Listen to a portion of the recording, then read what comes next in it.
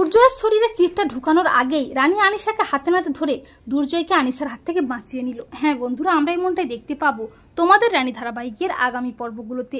অলোক সেন আনিশাকে জানায় কালো পোশাক পরা কেউ একজন এসে আমাদের বেদম ধোলাই দিয়ে পিকলুকে বাঁচিয়ে নেয়। এমনকি যে এসেছিল সে ক্যারাটেও জানে। অলোক সেনের কথায় আনিশার মনে সন্দেহ হয় রানীকে নিয়ে, যে রানী সত্যি মরে গেছে তো নাকি রানী বেঁচে আছে।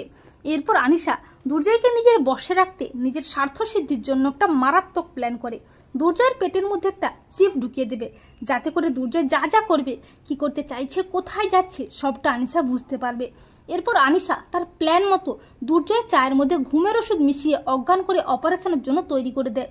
এরপর আনিশার টাকা দেওয়া ডক্টর মিস্টার সেন আসে দুর্জয়ের পেটের মধ্যে চিপটা ঢুকানোর জন্য দুর্জয়ের অপারেশন শুরু করে দেয়। অপরদিকে রানীর মনটা অস্থির হয়ে ওঠে। রানী বুঝতে পারে কোনো একটা বিপদ ঘটবে, তাই রানী দেবযানীকে বলে দুর্জয়কে ফোন করতে। দেবযানী রানীর কথায় দুর্জয়কে ফোন করে ঠিকই, কিন্তু দুর্জয়ের ফোনটা বেজেই যায়, কেউ ফোনটা রিসিভ করে না। তখন রানীর ভয় করতে থাকে। রানী বলে আমার সন্দেহটাই ঠিক, দুর্জয় কোনো বিপদের মধ্যে পড়েছে, আমাকে এক্ষুনি দুর্জয়ের কাছে যেতেই হবে। এই বলে রানী তক্ষুনি তড়িঘড়ি করে ছুটে যায় দুর্জয়কে বাঁচাতে। রানী ছদ্মবেশে যায় যাতে করে কেউ বুঝতে না পারে। এরপর রানী গিয়ে দেখতে পায় দুর্জয়ের কেবিনের দরজাটা ভেতর থেকে বন্ধ করা আছে, আর আনিশাকেও কোথাও দেখতে পায় না। রানী বাইরে থেকে ডাকতে থাকে ডক্টর সেনগুপ্ত আপনি কি ভেতরে আছেন? কিন্তু দুর্জয় কোনো সাড়া দেয় না। আর আনিশা বলে এখন আবার কে এলো? রানী মনে মনে ভাবে দুর্জয় কোনো সাড়া দিচ্ছে না কেন, যেভাবেই হোক আমাকে ভিতরে যেতেই হবে।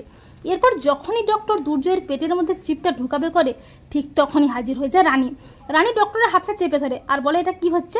আপনারা ওনার শরীরে এই চিপটা ঢোকাচ্ছেন কেন? কে আপনাকে এই বেআইনি কাজটা করার জন্য টাকা দিয়েছে? আপনাকে এক্ষুনি আমি পুলিশের হাতে তুলে দেবো। আর ডক্টর পুলিশের ভয়ে নামটা বলে দেয়। ডক্টর বলে আনিশা ম্যাডাম আমাকে টাকা দিয়েছিল। তখন আনিশা প্রচন্ড ভয় পেয়ে যায়। আর রানী মনে মনে ভাবে আনিশা দি, তুমি তোমার স্বার্থ সিদ্ধির জন্য এতটা নিচে নামতে পারো?